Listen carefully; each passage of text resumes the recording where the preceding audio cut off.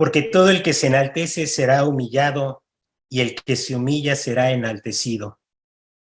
¿De qué forma esperamos que Dios nos enaltezca? Vamos a reflexionar.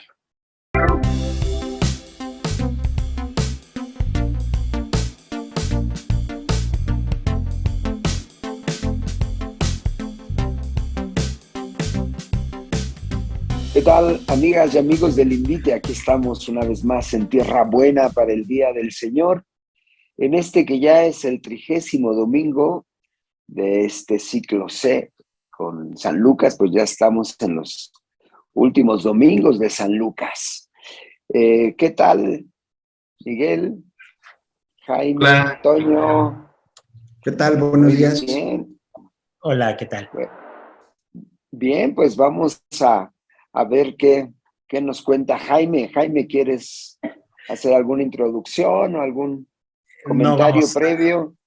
vamos directo a la lectura del texto. Bien, pues que el diácono proclame. Muy bien, pues seguimos leyendo a Lucas en este ciclo C y el texto dice así. En aquel tiempo Jesús dijo esta parábola sobre algunos que se tenían por justos y despreciaban a los demás. Dos hombres subieron al templo para orar. Uno era fariseo y el otro publicano. El fariseo, erguido, oraba así en su interior. Dios mío, te doy gracias porque no soy como los demás hombres, ladrones, injustos y adúlteros. Tampoco soy como ese publicano. Ayuno 2 veces por semana y pago el diezmo de todas mis ganancias. El publicano, en cambio, se quedó lejos y no se atrevía a levantar los ojos al cielo. Lo único que hacía era golpearse el pecho diciendo, Dios mío, apiádate de mí, que soy un pecador. Pues bien, yo les aseguro que éste bajó a su casa justificado y aquel no, que todo el que se enaltece será humillado y el que se humilla será enaltecido. Bien, gracias, Toño. Jaime, platícanos. Sí, bien. Este evangelio es inmediatamente continuación del domingo pasado, el evangelio del domingo pasado, donde pues, se pone la parábola de la viuda como ejemplo de la oración persistente, constante. Y bueno, ¿qué podemos encontrar en el evangelio de hoy? Pues varios temas muy, muy importantes. Uno de ellos, pues prácticamente la oración también. Puede no ser tema central, puede sí, pero está la oración como tema, igual enseñándole a sus discípulos. Si el evangelio del domingo anterior era la enseñanza de la oración, cómo debía de ser persistente, con fe, una oración con fe.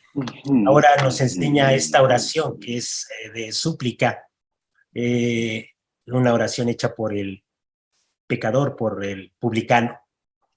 Otro tema es también como el entronque, el parecido que hay con estas parábolas de que Jesús les hace a los fariseos y publicanos, las parábolas de la moneda perdida, la oveja perdida, el hijo pródigo. Están también presentes estos dos sectores, los publicanos, los pecadores, los fariseos por otro lado, y es ahí donde Jesús hace estas parábolas.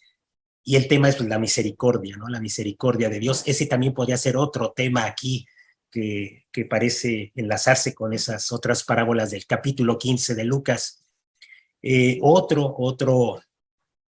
tema es pues, la humildad, que es con la que cierra precisamente esta parábola que hoy escuchamos y que, bueno, en Ezequiel aparece esta sentencia también muy, muy fuerte. Dice Ezequiel 17:24, y sabrán los árboles silvestres que yo, el Señor, humillo al árbol elevado y elevo al árbol humilde, seco el árbol verde y reverdezco el árbol seco. Yo, el Señor, lo digo y lo hago. Esa es otra temática, de manera que el Evangelio de este domingo pues presenta estas temáticas.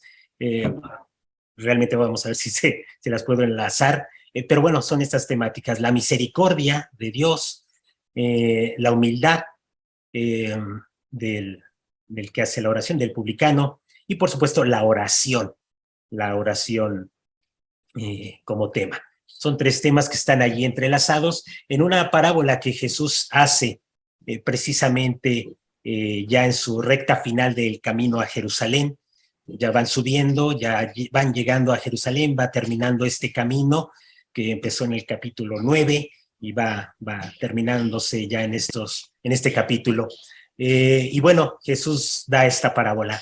¿Qué hay detrás de esta parábola? Están estos dos personajes. El fariseo, en su acción de gracias, él hace una oración de acción de gracias, pero pervertida. Es una oración de gracias pervertida porque da gracias a Dios, pero colocándose él en el centro. Es una oración que se deforma, se distorsiona. El fariseo en su acción de gracias se coloca en el centro, ensalzando sus virtudes, se complace en ello, comparándose con el publicano. La acción de gracias, pues sí se recita en el Antiguo Testamento, de hecho en Deuteronomio 14:22, cuando es el diezmo, cuando hay que bendecir a Dios por todo lo que se ha logrado. En el capítulo 14 del Deuteronomio, pues el fariseo, esta figura del fariseo pervierte esta oración. El fariseo dando gracias a Dios por su propia bondad, la de sus obras y sus observancias. Es una tendencia tal vez muy nuestra. El fariseo es una figura así, modelo, pero de lo que realmente puede el ser humano experimentar en su interior, ¿no?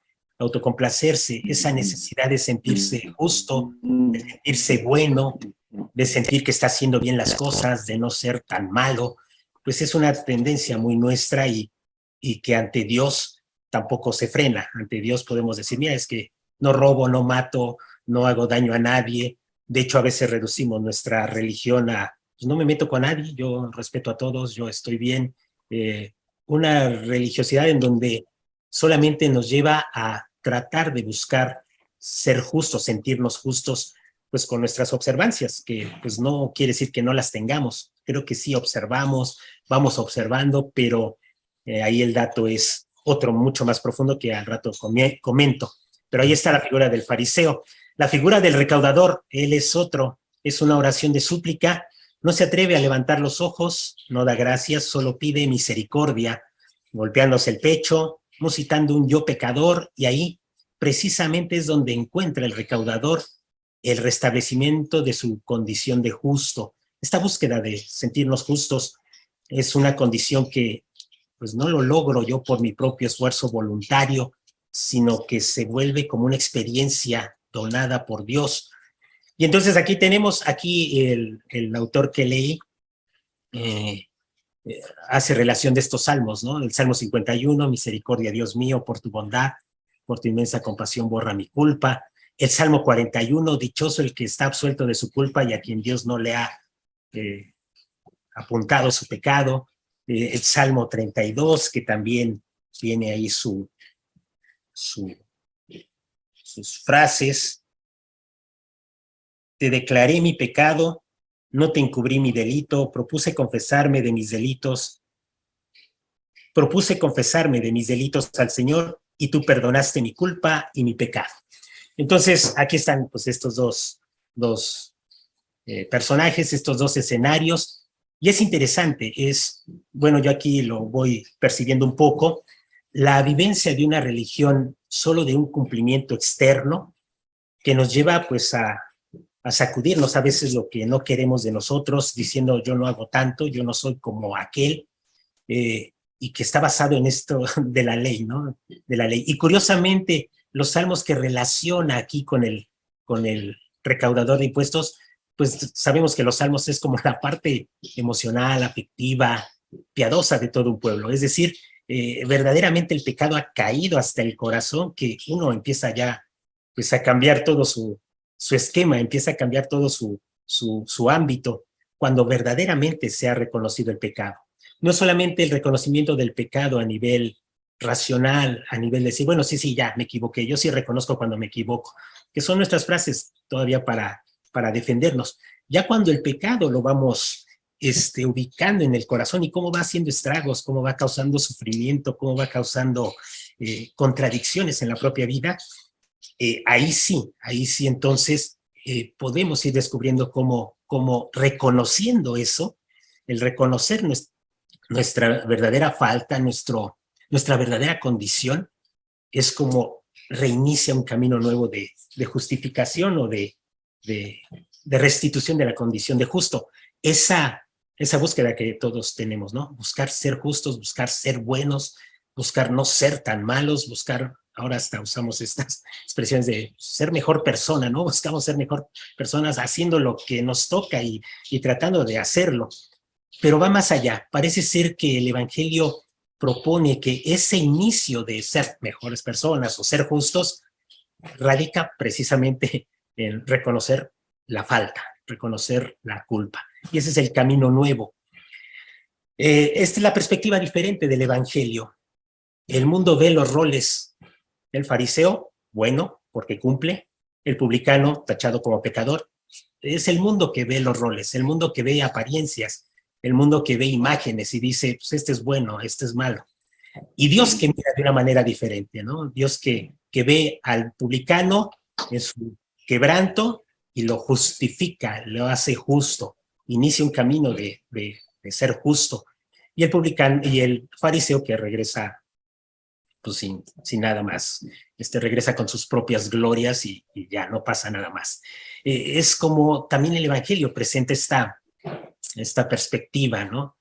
Un entrarnos a la mirada de Dios, adentrarnos a la mirada de Dios, cómo mira Dios, y no es nada más como ser espectador de cómo mira Dios, sino el entrar en ese proceso de abajamiento precisamente para que Él nos levante, para que Él sea quien nos enaltezca.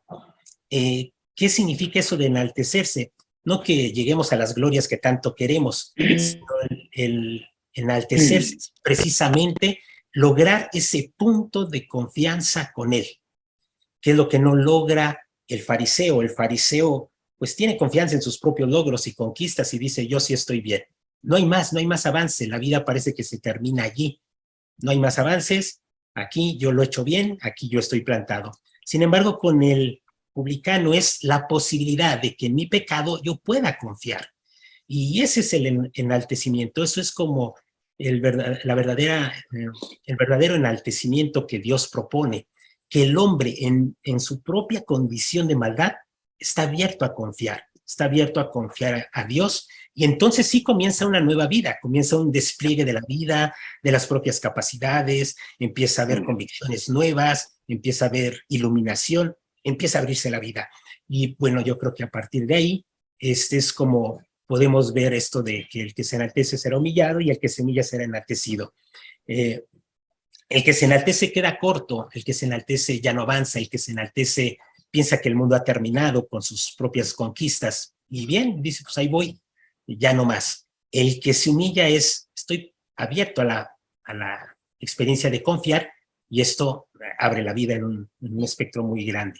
Entonces, pues esos serían mis comentarios, esos serían mis puntos de reflexión, los tres temas, la humildad, la oración y la experiencia de la misericordia. La misericordia no nos va a paralizar, no nos va a decir, pues sigue así como estás, y ya. No, la misericordia va a proporcionar la fuerza precisamente para que al confiar mi propia vida se vea transformada. Entonces, por ahí está la oferta de Jesús en este ejemplo, y pues recordemos que Jesús está enseñándoles a sus discípulos todo este camino de abajamiento.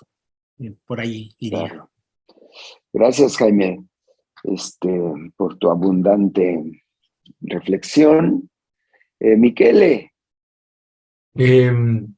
No, bueno, me dejaste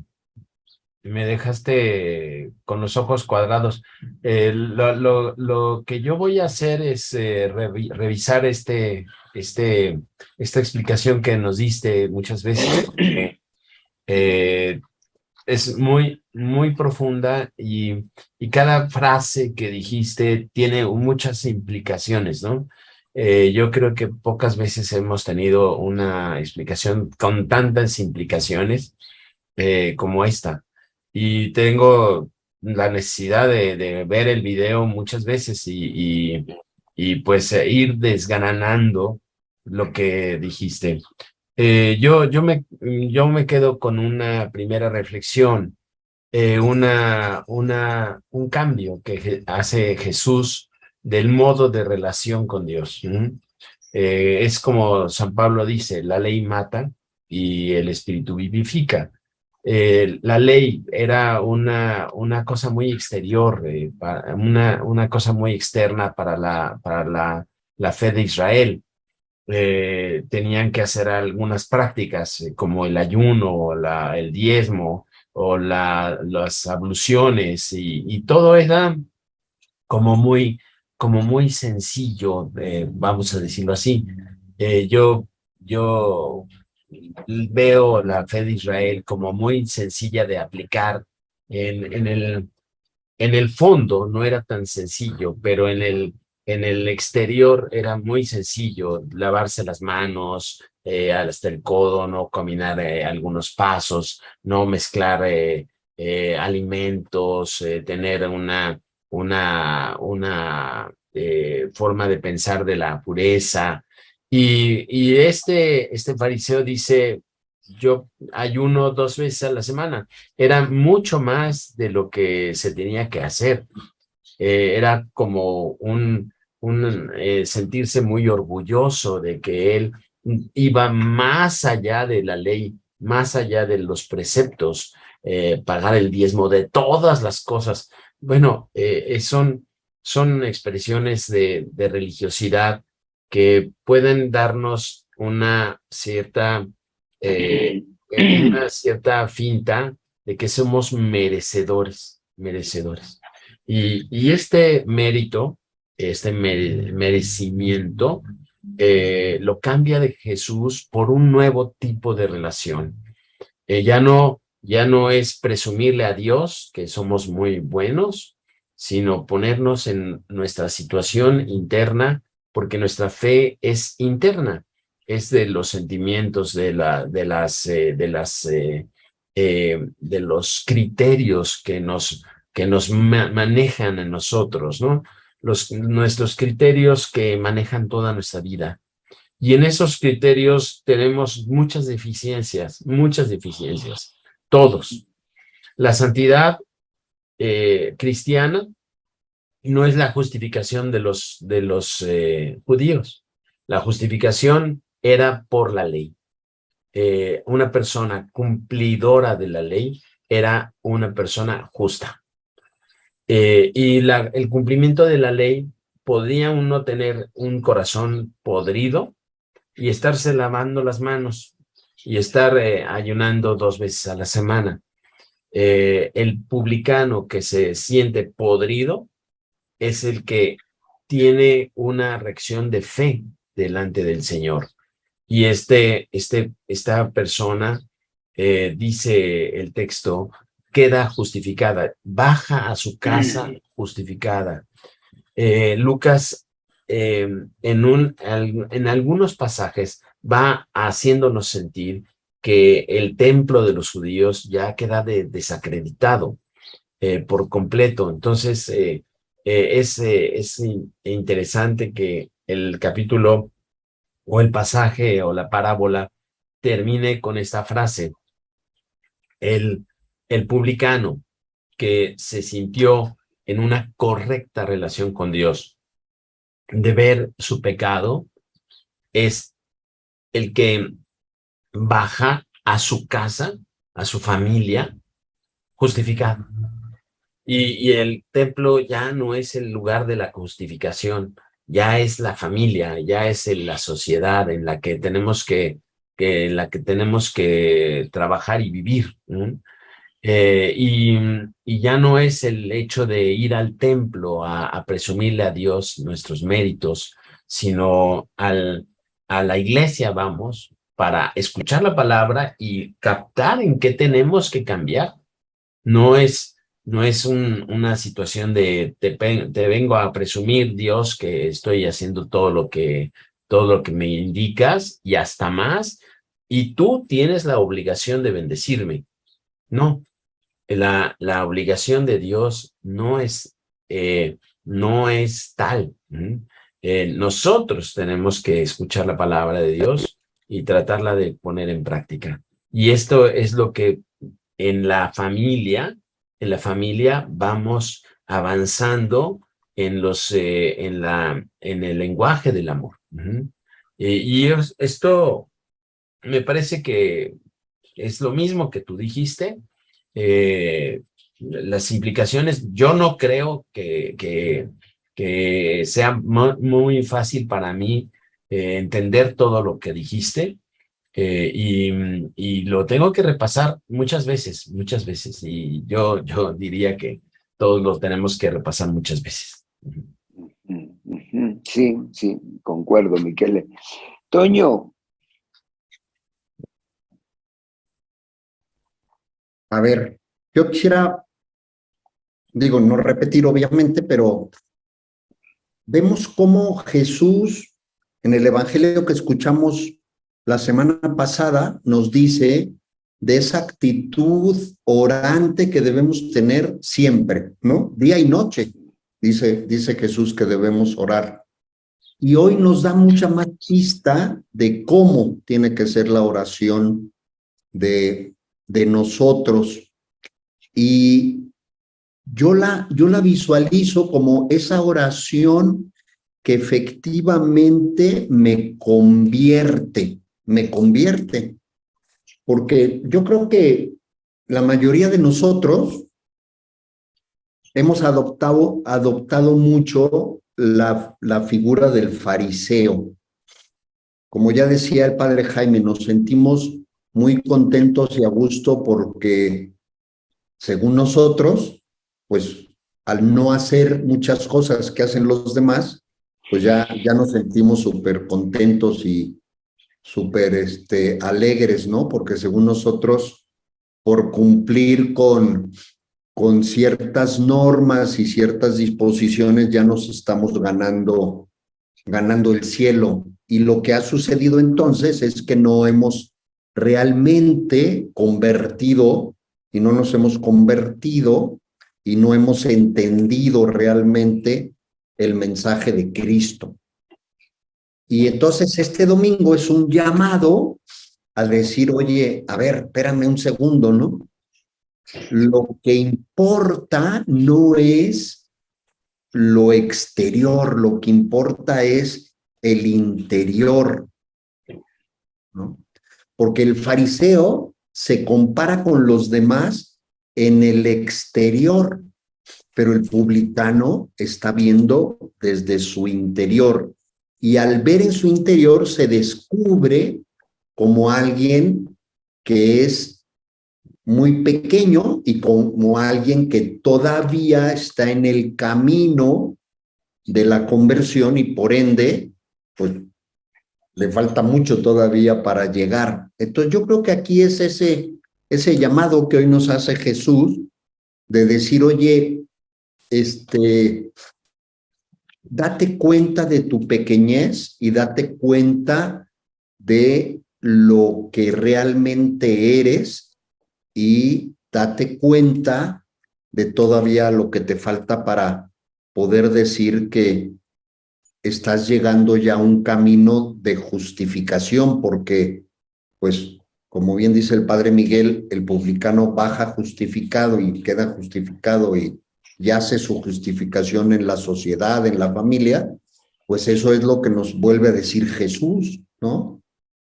La oración se vuelve mucho más fuerte si la haces en familia, en sociedad, pero con esa disposición y esa conversión que nace desde el fondo de tu corazón.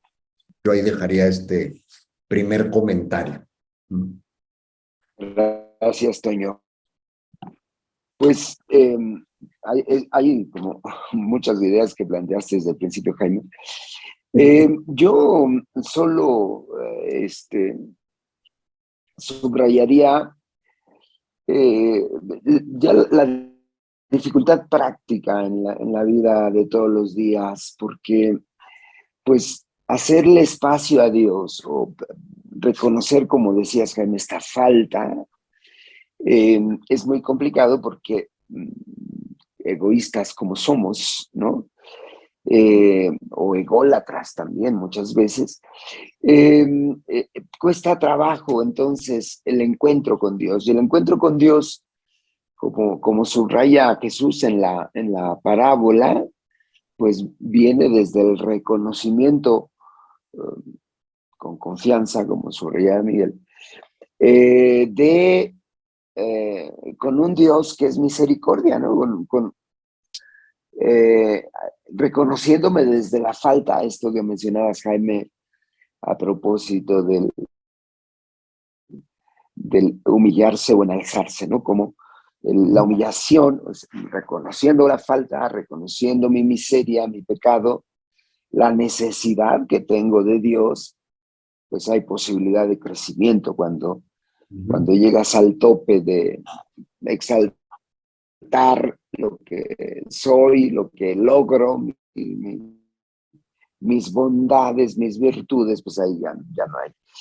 Y entonces me viene a la mente, digo, ya no hay posibilidad de crecimiento. Entonces me viene a la mente cómo efectivamente la vida cristiana es este constante movimiento hacia una plenitud de unión con Dios, ¿no? Que me va sosteniendo en el camino mientras yo soy capaz de vaciarme, de anonadarme como Cristo, o como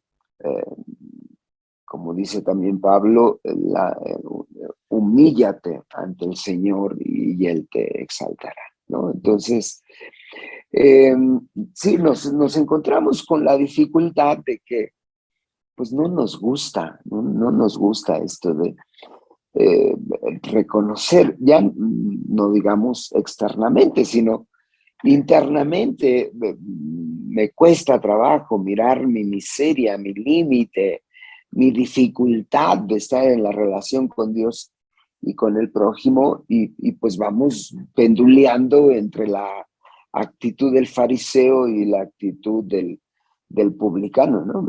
Es como la dialéctica nuestra, y entonces pues ahí la apuesta es pues no decir, como se dice en nuestros ambientes, uy, se necesita portarse mal para que lo premien a uno, ¿no?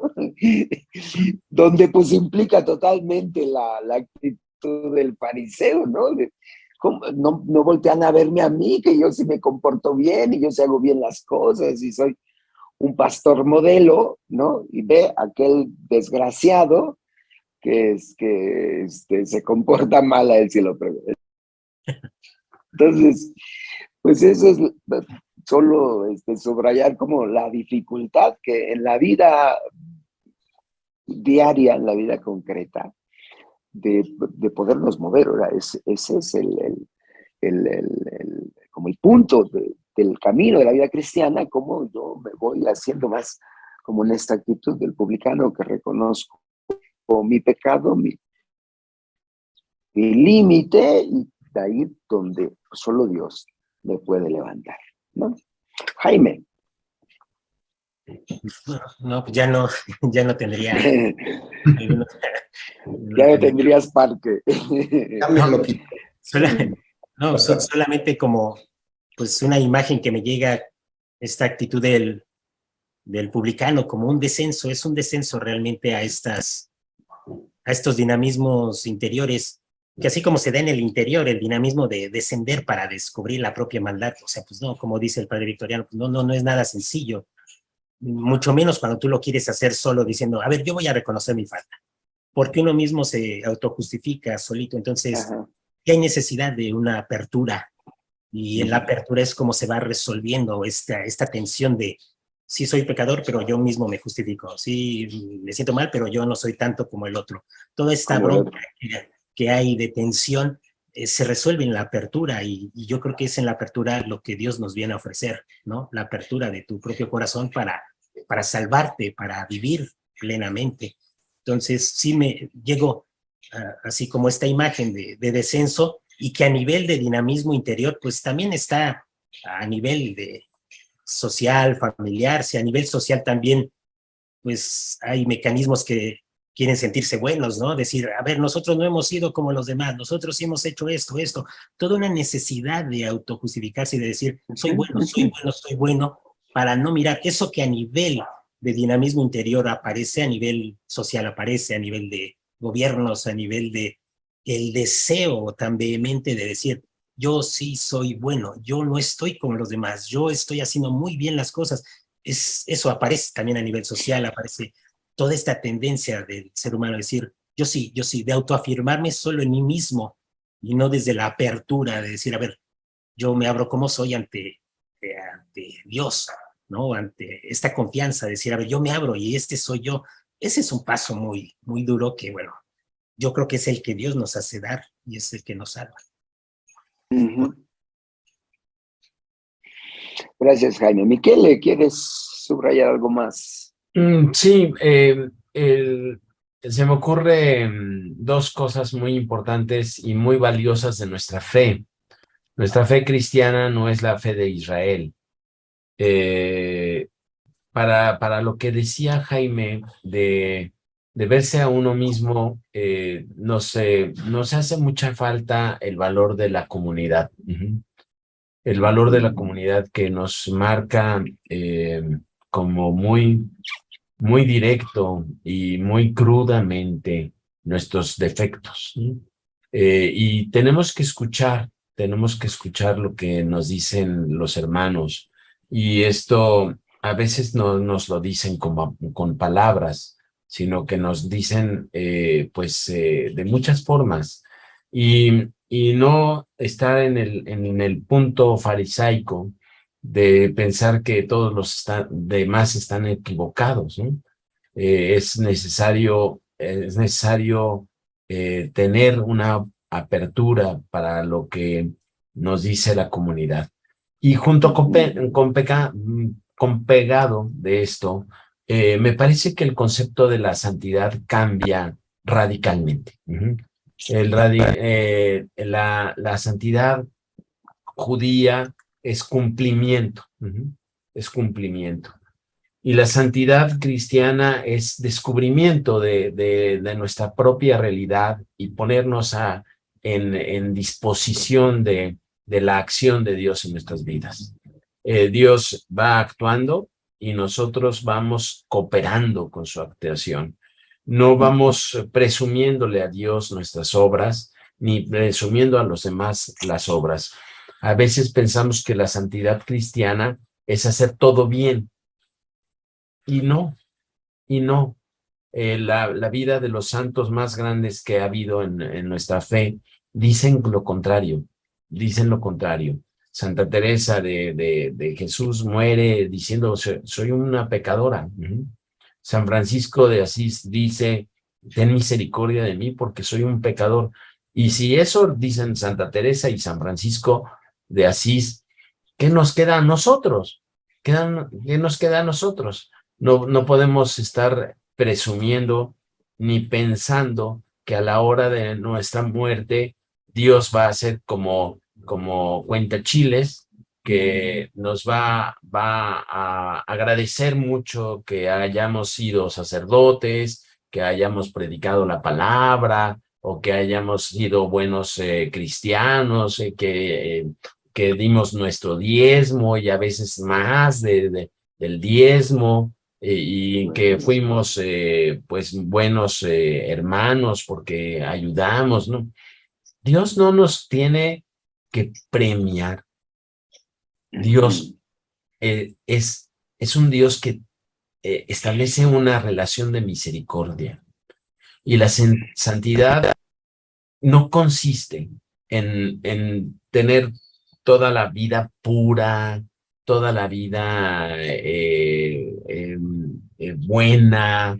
No, consiste en otra cosa.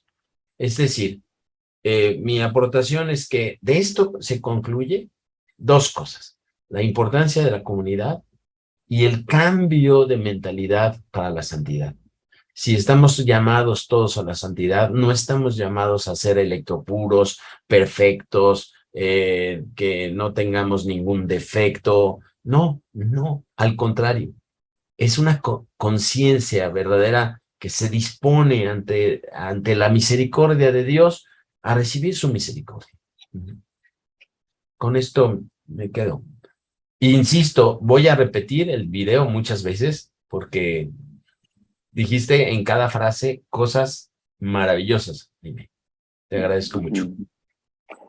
Gracias, Miquel. Bien bajado ese balón. Yo creo que es muy importante resaltar este cambio en la conciencia de lo que es la santidad, porque yo creo que históricamente nos ha causado muchos problemas. Eso que decías de no es necesario ser electropuros, y no obstante, como que la aspiración a la santidad es como no pisar el suelo, vivir con los ojos en blanco, etc. Gracias, Miquel. Toño. No, gracias, ya no tengo más que agregar el día de hoy. Bastante. Bueno. Pues, amigas, amigos, ahí están las aportaciones de los que ha insistido Miquele, y creo que sí vale la pena escucharlo y reescucharlo y repasarlo, porque efectivamente pues toca, como ya aterrizaba Miguel, dos elementos fundamentales de nuestra vida cristiana, la vida comunitaria y la unión con Dios, que en realidad pues eso es, me parece, la santidad, como me uno y me reúno con Dios día con día. Pues coméntenos, pregúntenos o critíquenos, ¿no? Denle like si están de acuerdo, compartan, o dislike si hay algún desacuerdo. Por lo pronto, estamos aquí para la tierra buena del Día del Señor y nos vemos la próxima semana. Gracias, Jaime, Miquele, Toño. Un abrazo a todos. Luego. Chao.